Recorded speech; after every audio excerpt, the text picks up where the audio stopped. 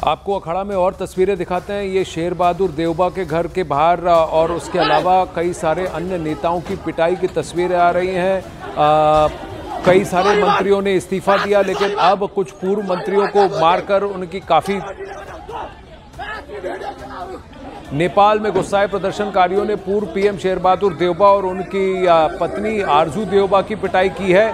शेर बहादुर देवबा पूर्व प्रधानमंत्री रहे हैं, आरजू देवबा जी पूर्व विदेश मंत्री रही हैं। ये देखिए आरजू देवबा को भी मारा है, उनके साथ भी बदसलूकी की गई है वहां पर और जबरदस्ती जोर जबरदस्ती कर उनके साथ भी हाथापाई हुई है।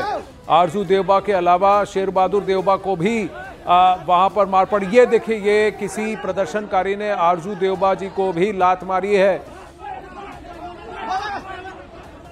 ताहिर के पास चलते हैं। ताहिर, अब वहां पर आप कह रहे हैं नेपालगंज में भगदड़ मची है, क्या हुआ है?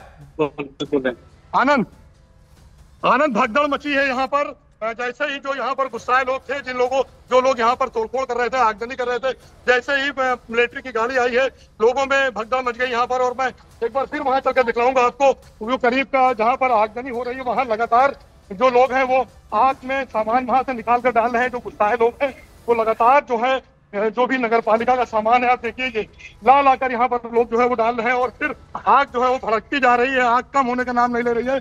लोगों में गुस्सा है, लगातार इस बात का गुस्सा है कि जो लोगों की जान गई है। और देखिए ये पूरा चौराहा यहाँ पर तोड़ दिया गया है। ये चौराहा दिखलाओ, यहाँ पर ये पूरा जो गुस्सा है लोगों में, ये तोड़ के चौराहे को साइड पे डाल दिया गया है। और यहाँ पर वो मूर्ति जो लगी थी, वो मूर्ति जो है वो टूटी पड़ी हुई है। कुछ देर पहले तक यहाँ पर होली की मूर्ति लगी हुई थी, लेकिन जब यहाँ पर फोर्स की मौजूदगी होती है तो लोग यहाँ से तितर बितर हो जाते हैं। भवन की तस्वीरें दिखा रहे हैं जो पूरी तरह से आग की लपटों में नजर आ रही है। पूरी तरह से जो आग की लपटें हैं उसमें संसद भवन पूरा नजर आ रहा है। युवाओं के अंदर बहुत गुस्सा था यहाँ की सरकार को लेकर। जो बेरोजगारी और जो करप्शन का जो मामला था उस पर सरकार ने यहाँ के युवाओं की नहीं सुनी और यही वजह थी कि जो जेनजी रेवोल्यूशन था वो सड़कों पर आया। युवा हमारे साथ हैं। प्रधानमंत्री देश छोड़ के चले गए इस्तीफा देके। इसकी तो एक्चुअल कोई इन्फॉर्मेशन हमको आज तक अभी तक पता नहीं लगी है, मगर अगर वो भाग भी गए तो उससे कोई फर्क पड़ने वाला खास में नहीं है, क्योंकि अब गवर्नमेंट, अब अच्छे लीडर अगर गवर्नमेंट ओवरटेक कर लेंगे तो वो जहाँ भी नेपाल में किसी भी कोने पे वो छुपेंगे, उनको आसानी से। सरकार अब क्या रहेगा नेपाल का? अब ये जो पुराना लोग हैं ना, वो कोई नहीं चला सकता है। अब युवक चाहिए, युवक चाहिए। अब युवक ये चलाएगा, ये पुराना जितना है वो सब बाइकाट। तो देखिए युवाओं के हवाले अब ये देश होना चाहिए, युवा नेता होना चाहिए। देखिए ये सीधी तस्वीरें हम दिखा रहे हैं। ये संसद भवन है जो पूरी तरह से आग की लपटों में आ गया। लोगों का गुस्सा था, यहाँ पे जो अराजकता फैली हुई थी, जो सरकार, जो नेता थे, उन्होंने लोगों की सुनी नहीं। यहाँ पे युवाओं के बारे में उन्होंने डेवलपमेंट के बारे में नहीं सुना और यही वजह थी कि आज नेपाल जल रहा है। आपको दुख हो रहा है? आपका नेपाल जल रहा है? बहुत ज़्यादा दुख हो रहा है। इसका दुख तो हम व्यक्त करके बता भी नहीं सकते। यह भी क्या, देखिए बहुत रिस्की जगह है, ये सिलेंडर फटा है यहाँ पर।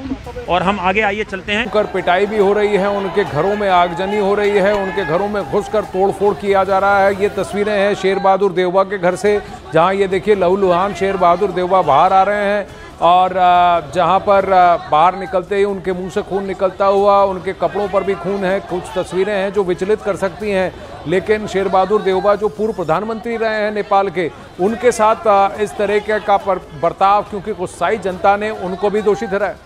आनंद तिवारी की एक और रिपोर्ट है जो आपको दिखाते हैं।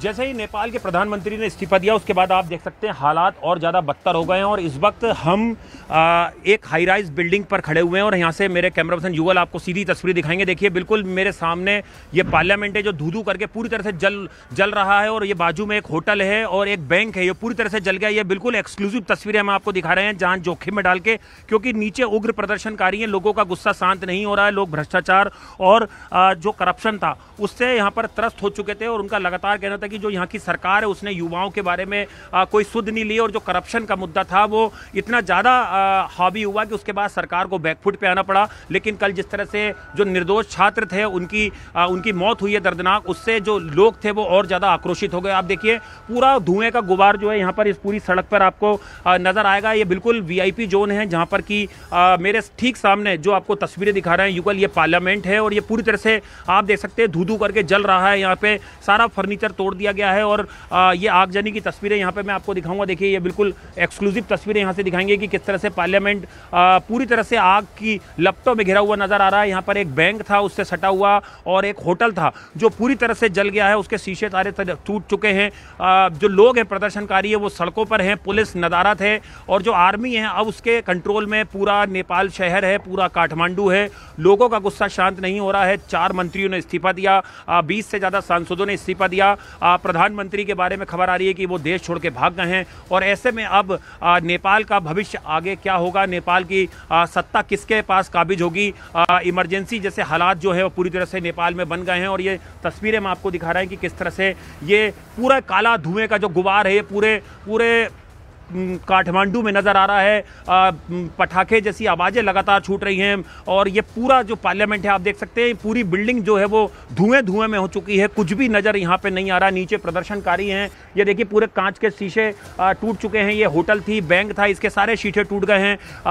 पूरे दुकानें लोगों की बंद हैं, लोग घरों के अंदर कैद हो गए हैं और पूरा डर का माहौल है। एक तरीके से अराजकता फैल गई है और लगातार सरकार ने यहाँ के लोगों की सुनी नहीं, यहाँ के लोगों की सुध नहीं ली। और जो जेनजी रिवोल्यूशन था वो इतना ज़्यादा हावी हुआ कि वो सड़कों पे आ गया। और उसके बाद जो प्रशासन था, पुलिस था, उसने दलबल का प्रयोग करा, गोली चलाई, उसमें निर्दोष छात्रों की मौत हुई। और उसके बाद हमने देखा कि किस तरह से अस्पताल तक में जो है वो मारपीट की गई है। तो ये अभी हालात बहुत बद से बदतर हैं और देखिए उसको कंट्रोल में कितना वक्त लगेगा ये अपने आप में काफ़ी चौंकाने वाली बात होगी, देखने वाली बात होगी। सीधे ग्राउंड जीरो से कैमरा पर्सन युगल के साथ आनंद तिवारी, न्यूज़ 18 इंडिया, काठमांडू।